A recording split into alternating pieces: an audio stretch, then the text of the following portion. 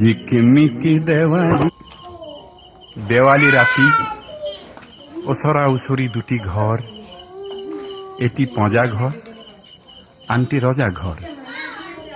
এটি এন্ধাৰ, আনটোত পোহৰ। পঁজা ঘৰটো উজলি উঠিব কেতিয়া? ঝিকমিক দেৱালীৰ ৰাতি।